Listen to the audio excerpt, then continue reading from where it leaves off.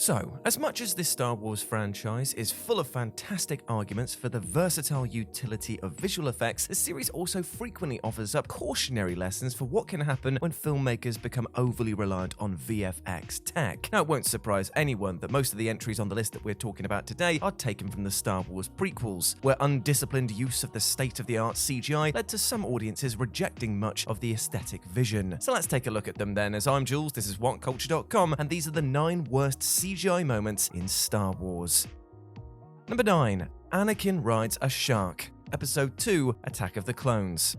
Now, Attack of the Clones is undoubtedly the most poorly aged of all of the Star Wars films from a visual effects perspective, due to its set pieces being more reliant on pure CGI elements rather than a combination of digital and practical effects, as was shown in The Phantom Menace and Revenge of the Sith. And so, the awkward middle chapter of the prequel trilogy is awash with janky, unconvincing CGI, not least in this wildly unnecessary aside where Anakin and Padme go for a frolic through the fields of Naboo. In one moment, Anakin is seen balancing on top of a large pig-like creature before it then dumps him on his ass. Between the shiny, video-gamey appearance of the animal itself and the laughably off-kilter physics as Anakin surfboards atop it, nothing here looks remotely believable. It may only be for a brief moment, but it makes an already trying scene even more cringeworthy.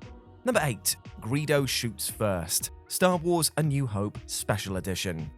Though it's a comparatively simple visual effect compared to pretty much every other entry on this list, the Greedo shoots first debacle has nevertheless plagued fans for about 25 years. Now, in the original version of A New Hope, Han Solo preemptively shoots Greedo dead, Han being ruthless enough to gun the bounty hunter down before he can open fire himself. But in the 1997 special edition, Lucas used computer trickery to edit the scene so that Greedo actually fires first. Han then dodges the blast, which is achieved by clumsily shifting his head to the side digitally and then fires back. Even ignoring how needlessly it softens Han as a character and how terrible a shot it makes Greedo look, it's simply a hideously ugly CGI edit that nobody but Lucas asked for. Subsequent revisions have since been varying degrees of terrible by altering the speed with which Han fires back, while the 2019 Disney Plus version basically re-edits the exchange into scarcely comprehensible oblivion. Number 7. Yoda vs. Dooku. Episode 2, Attack of the Clones. The prequel trilogy made excessive overuse of CGI in many areas, but its digital recreation of Yoda absolutely wasn't one of them. You need only compare The Phantom Menace's original 1997 puppet version of Yoda with the 2011 CGI version to see the benefits of using digital iteration, allowing a far greater spectrum of expressiveness. It is, without question, one of Lucas's few canny post-release changes, but even CGI Yoda has its limitations, as was made painfully clear in Attack of the Clones, where the little green guy here takes up arms to do battle with Count Dooku. Now, bless Christopher Lee, who at the age of 78 partook in a lightsaber fight against an invisible enemy, which was shot against a largely blue screen backdrop that was to be keyed in later. Yet the real issue with this scene is the laughably animated Yoda, who flips around with no sense of weight or impact whatsoever. As such, the audience loses their tangible connection to him as a character, and for the duration of this fight, he basically just becomes a lifeless prop forced into motion through soulless keyframe animation. Number 6. The Faithir Chase. Star Wars The Last Jedi. Though the sequel trilogy clearly learned hard lessons from the failures of the prequels, The Last Jedi did nevertheless feature one hideously botched CGI-soaked set piece that would have felt entirely at home in one of the prequels. Finn and Rose's trip to the casino planet is divisive enough, before we even get to the climactic chase sequence where the pair makes their escape by riding away on a Faithir. Despite the director's attempts to make the scene kinetic fun, the visual fidelity of these dog-horse creatures just isn't persuasive enough to make the scene work. Blurry composites of the pair riding atop the creature look hilariously rough, which proves all the more baffling given some of The Last Jedi's stunning digital effects, such as the photoreal presence of Supreme Leader Snoke. Thankfully, though, this is really the only truly embarrassing visual effects gaffe in the sequel trilogy, no matter what you think of the films as pieces of storytelling. Number 5. The Trade Federation's Forces. Episode 1, The Phantom Menace. Now, love it or hate it, The Phantom Menace broke new grounds for visual effects in cinema, and loathe Jar Jar Binks though you might, it's impossible to deny the character's rather fluid expressiveness. But not all of the effects are created equal, as is made painfully clear in the film's iffy Battle of Naboo sequence. Though much of the battle actually looks pretty good, despite how utterly bland the setting and color palette are, there are some truly ghastly shots that are peppered throughout. Easily the most ridiculed of these images appears almost immediately after the Gungan shield is destroyed and the Trade Federation's forces forces make a hasty pursuit. The Federation's armored assault tanks look like incomplete renders that an intern accidentally approved for the final cut on the lazy Friday afternoon. Even for 1999, this wouldn't pass muster in a PC FMV game, let alone a $115 million blockbuster. I mean, just look at these clips. Woof. Number 4. Cy Snootles, Star Wars Return of the Jedi Special Edition. If Greedo shooting first was a rather minor, if infuriating revision of the grand scheme of things, George Lucas radically reworked a scene from Return of the Jedi for its 1997 special edition release. Originally, the scene in Jabba's palace saw the Max Rebo Band and its lead singer Cy Snootles play a mischievous tune with the band realized through state-of-the-art practical puppetry. But Lucas's revised scene made numerous unnecessary changes, worst of all replacing the practical Cy with a glossy, cartoonish, bug-eyed version which clearly belonged in the prequels, while also adding more members to the band. As awful as all of this is though, perhaps the worst change of it all was replacing the original song with Jedi Rocks, an ear-splittingly grating excuse for music which underlines just how tasteless and pointless all of these alterations were. Number 3. The Droid Factory, Episode 2, Attack of the Clones.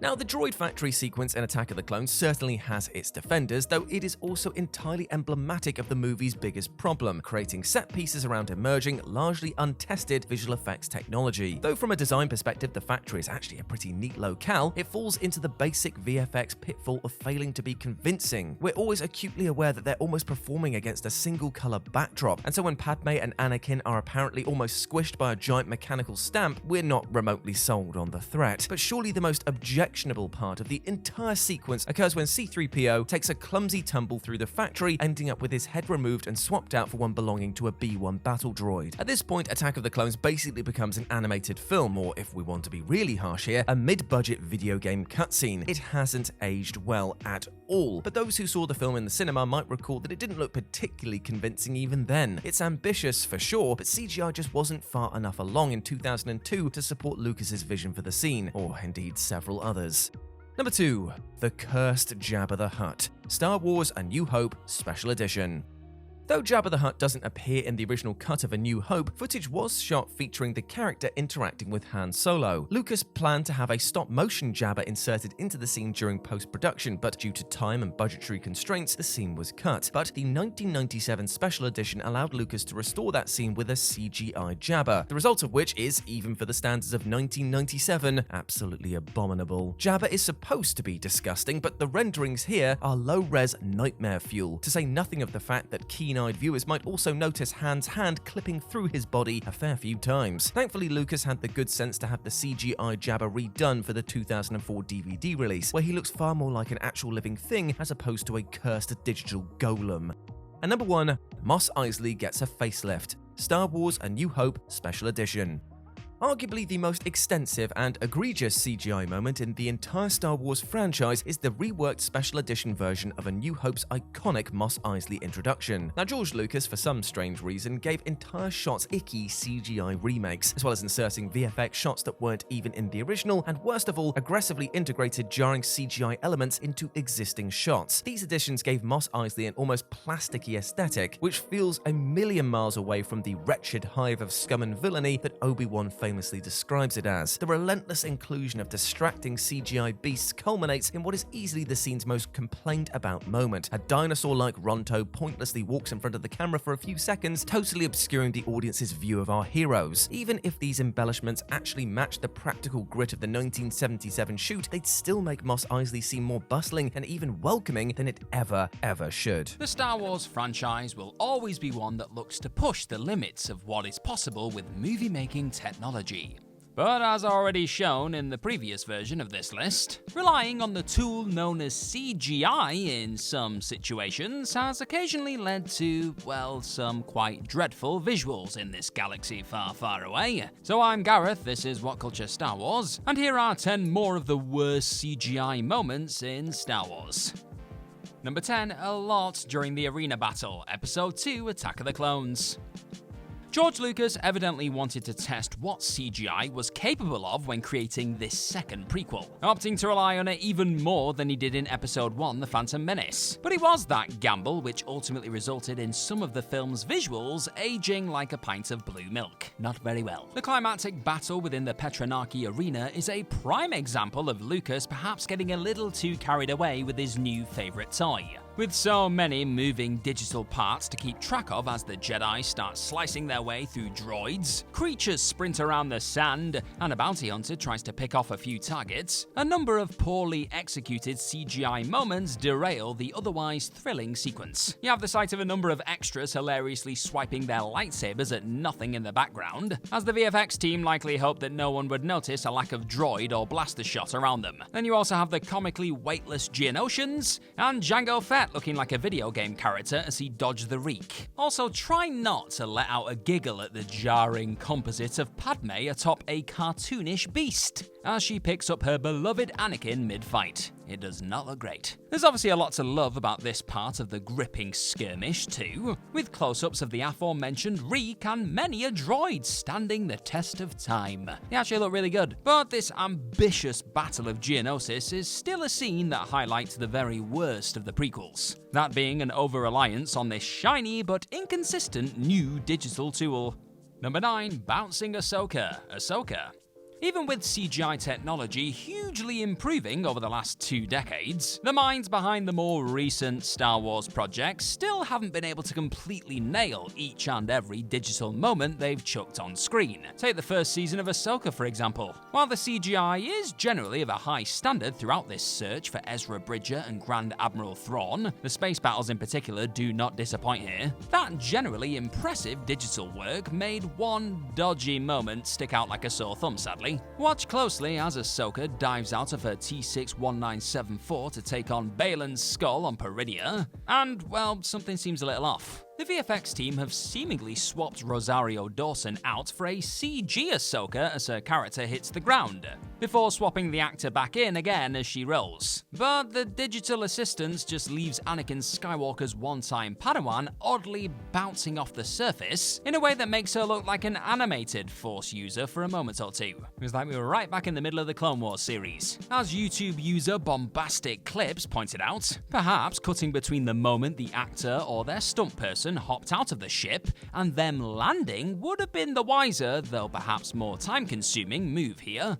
Instead, the creators went the digital route, and fans got a rare case of poor CGI in the otherwise well-made show. What do you want to see in Ahsoka Season 2, folks? You let me know in the comments section down below.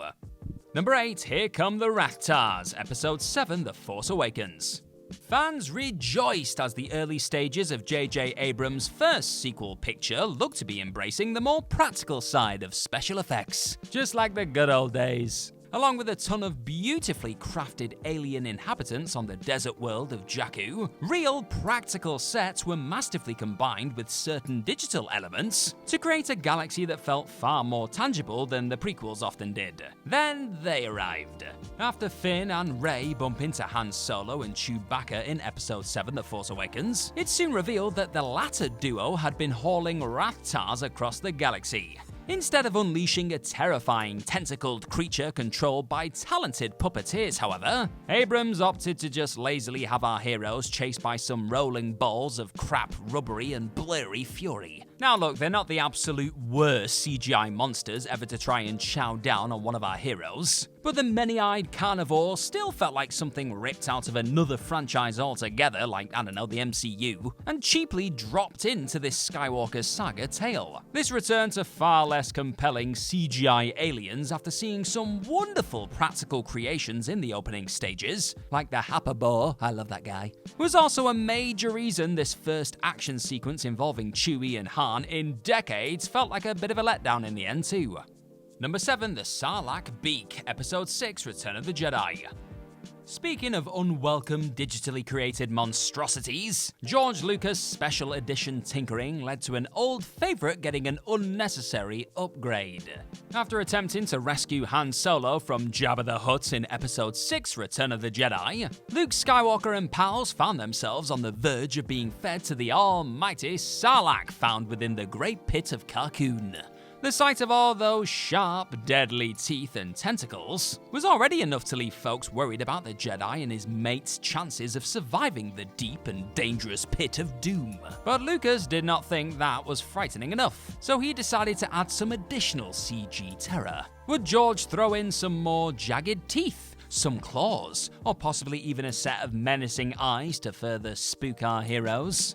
Nope, not quite. Instead, Lucas gave his Sarlacc a silly-looking digital beak, which was actually its tongue apparently, and some additional tentacles, transforming this somewhat hidden and disturbing monster into something that instantly felt a bit less intimidating. The CGI itself also doesn't quite mesh with the rest of the practical creation either, with the end results just largely distracting from the rest of the rousing sequence. You probably should have just left this one alone. Number 6, The Floating Pair, Episode 2, Attack of the Clones. Oh, you knew it was coming. Returning to the Star Wars project that opted to boldly and sometimes ill-advisedly depend on CG wherever possible, Episode 2, Attack of the Clones saw a young Chosen One show off his strength with the Force to his future wife, somehow being more excruciating than the sound of Anakin Skywalker attempting to flirt with Padme Amidala. This Jedi Padawan floats the weirdest looking pair you have ever seen across a table in front of her whilst they're enjoying some grub on Naboo. The act itself is sweet enough, pun intended. However, there is never a point there when this clearly CG fruit doesn't feel like the fakest object in the room. With everything from the way it's chopped up by Annie to how Padme picked it out of the sky like a snowflake with her fork, just feeling seriously uncanny. It's a bit uncomfortable, it's weird. Now, the attempt was admirable, sure, but the odd finished effect just didn't pass muster. Would it really have been that hard to just use wires to move a far less weirdly shiny piece of prop food over to the eventual Mrs. Skywalker? Apparently so. And that is why fans were forced to endure another example of George Lucas not knowing when to put the digital wand, or should that be fork, down. Cheers for checking out this list today, you lovely person you. And if you're enjoying this What Culture Star Wars stuff in your life, then hit that subscribe button right now, and you're gonna get more of it popping up all over your screen. Good stuff. Number 5, Leia's Training, Episode 9, The Rise of Skywalker.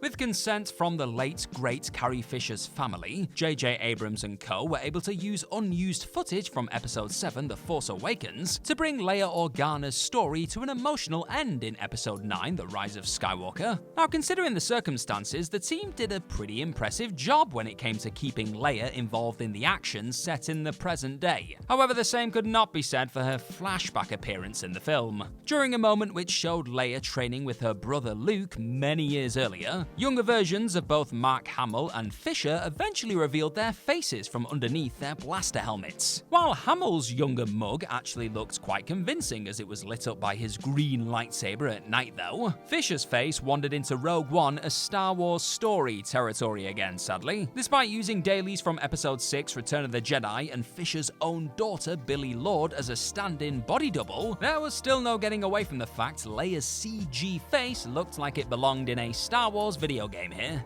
Number 4, The CG Backgrounds, Episode 2, Attack of the Clones.